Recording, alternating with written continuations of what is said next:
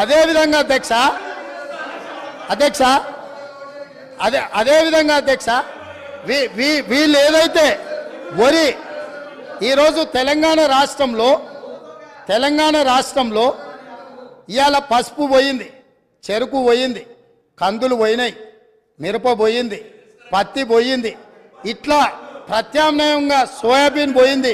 Commercial క్రాప్లని ఈ తెలంగాణ రాష్ట్రము భూమి యొక్క నైసర్గిక స్వరూపము ఎన్నో రకాల ప్రత్యామ్నాయ పంటలు పండించడానికి సారవంతమైన భూములు ఉన్నాయి.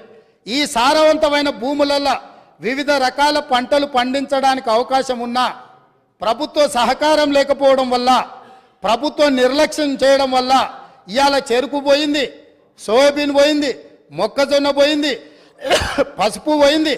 ఇట్లాంటి పంటలన్నీ పోయి ఓన్లీ వరి పండించే పరిస్థితి వచ్చింది. వరి పండిస్తే ఒకనాడు కేసీఆర్ గొప్పగా వరి పంట అద్భుతం అన్నాడు. చివరికి వడ్లు కొనుగోలు చేయక, కొనుగోలు కేంద్రాలు తెరవక, కల్లాల మీద కుప్పలలో రైతులు చచ్చిపోతుంటే రైతులను ఆదుకోమని ప్రతిపక్షాలుగా మేమందరం, ముఖ్యంగా మా మిత్రుడు కోమటిరెడ్డి వెంకటరెడ్డి గారు, మేము కాంగ్రెస్ పార్టీ శ్రేణులందరూ కల్లాలోకి కాంగ్రెస్ అని వరి దీక్ష అని రైతులను ఆదుకోమని ప్రభుత్వం మీద ఒత్తిడి తీసుకొచ్చి దీక్షలు చేసి ఈ ప్రభుత్వం మెడలు ఉంచడానికి ప్రయత్నం చేసినప్పుడు ముఖ్యమంత్రి గారు ఆనాడు ఏమన్నారు? వరి వేసుకుంటే ఉరేసుకున్నట్టే, మీరు వరేయొద్దు అన్నాడు. నేను అడుగుతున్న అధ్యక్ష మీ ద్వారా ఈరోజు అక్కడ కూర్చున్న వాళ్ళను, ఆనాడు చెరుకు కానీ, పత్తి కానీ, మిర్చి కానీ, సోయాబీన్ కానీ, పసుపు కానీ, కందులు కానీ, మినుములు కానీ పండించకుండా, ఆ రైతులకు సహకారం అందించకుండా, ఆ రైతులను అందరినీ వరి పండించడానికి మళ్ళించి వరి పండించినప్పుడు ఒరేస్తే ఉరేసుకున్నట్టే అని చెప్పిన ఈ ప్రభుత్వం, ఈ పార్టీ, ఈ నాయకుడు రైతులందరినీ ఒరేసుకోవద్దని చెప్పి ఈ ప్రబుద్ధుడు మాత్రం ఫామ్ హౌస్లో 150 ఎకరాలలో వరి పండించింది అధ్యక్ష. ఆ వివరాలు అన్నిటిని బయటపెట్టి అక్కడికి ప్రత్యక్షంగా ప్రజలకు చూపించడానికి పోతే పోలీసులను పెట్టి నిర్బంధించి అరెస్టులు చేసింది అధ్యక్ష. అది వాళ్ళ నిర్బంధ నిరంకుశ పాలన. వాళ్ళు రైతులందరినీ వరి వేసుకోవద్దు, వరి వేసుకుంటే ఉరేసుకున్నట్టు అని చెప్పి వాళ్ళ ఫామ్ హౌస్లో మాత్రం 150 ఎకరాలలో వరి పండించడం ద్వారా ఈ తెలంగాణ రైతాంగానికి ప్రభుత్వం ఏ సందేశాన్ని ఇవ్వదలుచుకున్నది? ఈరోజు ఏ మొహం పెట్టుకొని ఇక్కడికి వచ్చి మా కొత్తగా వచ్చిన ప్రభుత్వాన్ని ఏమీ చేయలేదని అప్పుడే నిలదీస్తున్నారో మీరు ఒక్కసారి ఆలోచన చేయండి అధ్యక్ష.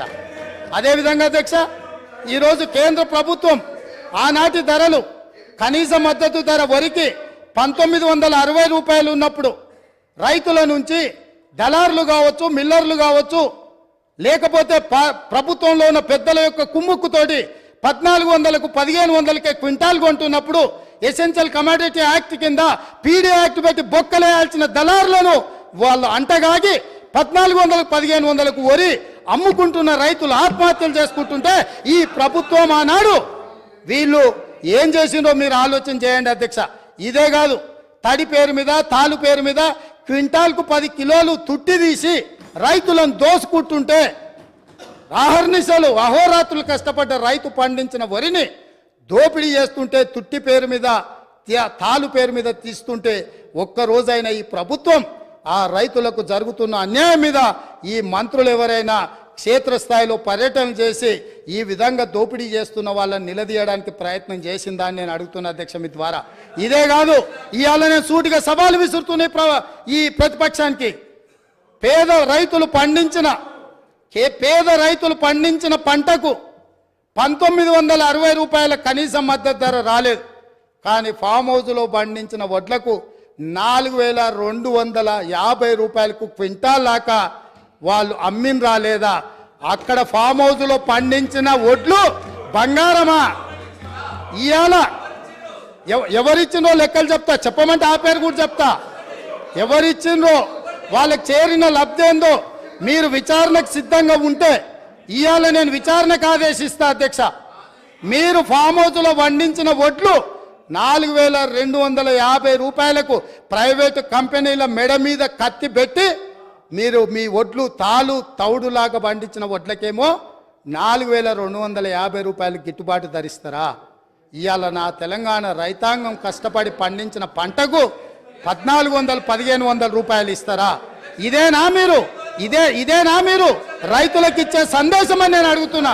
ఇదేనా మీరు రైతులను ఆదుకున్నది? ఇది ఇందుకేనా మీరు రైతును రాజు చేసినామని చెప్తున్నారని నేను అడుగుతున్నా అధ్యక్ష. అదేవిధంగా అధ్యక్ష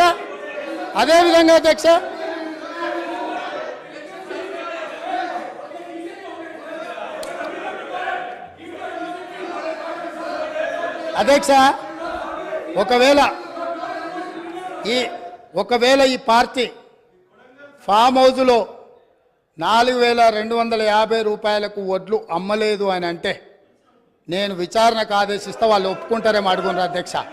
అదేవిధంగా అధ్యక్ష విద్యుత్ వినియోగం గురించి దేశంలోనే తెలంగాణ మొదటి స్థానాన్ని సాధించిందని పదే ప్రభుత్వం గొప్పలు చెప్పుకుంటుంది అధ్యక్ష. వినటోడు చెవిటోడు అయినా వినటోనికి ఇంతనైనా ఉండాలని చెవులు వేసుకొని వాళ్ళు చెప్పొచ్చు. విద్యుత్ తలసరి వినియోగంలో తెలంగాణకు మొదటి స్థానం లేదు అధ్యక్ష. పచ్చ అబద్ధాలు చెప్పి బ్రతకాలని చూస్తున్నారు. అబద్ధాల పునాదుల మీద ఏర్పడ్డ పార్టీ, అబద్ధాల పునాదుల మీద అధికారంలోకి వచ్చిన పార్టీ, అబద్ధాల పునాదుల మీదనే పరిపాలన సాగించిన పార్టీ ఈరోజు ప్రతిపక్షంలో కూడా మళ్ళీ అబద్ధాలనే నమ్ముకొని అబద్ధాలనే ప్రాతిపదికన ఇంకా ప్రజల్ని మభ్యపెట్టాలని ప్రయత్నం చేస్తున్నారు అధ్యక్ష. వాస్తవంగా కేంద్ర విద్యుత్ శాఖ ఆధ్వర్యంలోని సెంట్రల్ ఎలక్ట్రిసిటీ అథారిటీ వార్షిక నివేదిక 2023 ప్రకారము తెలంగాణ రాష్ట్రం విద్యుత్ తలసరి వినియోగంలో 10వ స్థానంలో ఉంది అధ్యక్ష. మొదటి స్థానానికి 10వ స్థానానికి ఎంత తేడా ఉంది అధ్యక్ష? ఇవాళ రాష్ట్రాలే కాదు, యూనియన్ టెరిటరీస్ కూడా ఒకవేళ చెప్పమంటే నేను చెప్తా అధ్యక్ష. మొట్టమొదటి దాద్రా అండ్ నగరీ హవేలీ 12,250 యూనిట్లతో మొదటి స్థానంలో ఉంటే డయ్యూ డామన్ 5,914 యూనిట్ల రెండవ స్థానంలో ఉంది అధ్యక్ష.